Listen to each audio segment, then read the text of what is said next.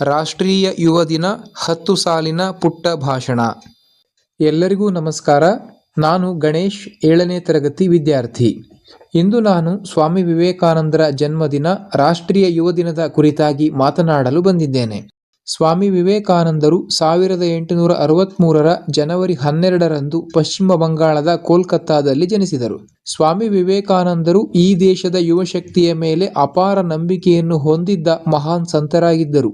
ಅವರ ಗೌರವಾರ್ಥವಾಗಿ ಭಾರತ ಸರ್ಕಾರವು 1984ರಲ್ಲಿ ಅವರ ಜನ್ಮದಿನವಾದ ಜನವರಿ 12ನ್ನು ರಾಷ್ಟ್ರೀಯ ಯುವ ದಿನ ಎಂದು ಘೋಷಿಸಿತು. ಯುವಜನರಲ್ಲಿ ಸಕಾರಾತ್ಮಕ ಚಿಂತನೆ, ಧೈರ್ಯ ಮತ್ತು ದೇಶಪ್ರೇಮವನ್ನು ಬೆಳೆಸುವುದು ಈ ದಿನದ ಮುಖ್ಯ ಉದ್ದೇಶವಾಗಿದೆ. ಅವರ "ಏಳಿ ಎದ್ದೇಳಿ, ಗುರಿ ಮುಟ್ಟುವ ತನಕ ನಿಲ್ಲದಿರಿ" ಎಂಬ ಸಂದೇಶ ಇಂದಿಗೂ ಕೋಟ್ಯಂತರ ಯುವಕರಿಗೆ ಸ್ಫೂರ್ತಿಯಾಗಿದೆ. ವಿವೇಕಾನಂದರು ಹೇಳಿದಂತೆ, ಯುವಶಕ್ತಿಯೇ ದೇಶದ ನಿಜವಾದ ಸಂಪತ್ತು. ನಾವೆಲ್ಲರೂ ವಿವೇಕಾನಂದರ ಆದರ್ಶಗಳನ್ನು ಅಳವಡಿಸಿಕೊಂಡು ಸುಭದ್ರ ಭಾರತವನ್ನು ನಿರ್ಮಿಸಲು ಶ್ರಮಿಸೋಣ. ಸ್ವಾಮಿ ವಿವೇಕಾನಂದರ ವಿಚಾರಧಾರೆಗಳು ನಮಗೆ ಸದಾ ದಾರಿದೀಪವಾಗಲಿ ಎಂದು ಆಶಿಸುತ್ತಾ ನನ್ನೆರಡು ಮಾತುಗಳನ್ನು ಮುಗಿಸುತ್ತೇನೆ. ಧನ್ಯವಾದಗಳು. ಜೈ ಹಿಂದ್, ಜೈ ಭಾರತ ಮಾತೆ.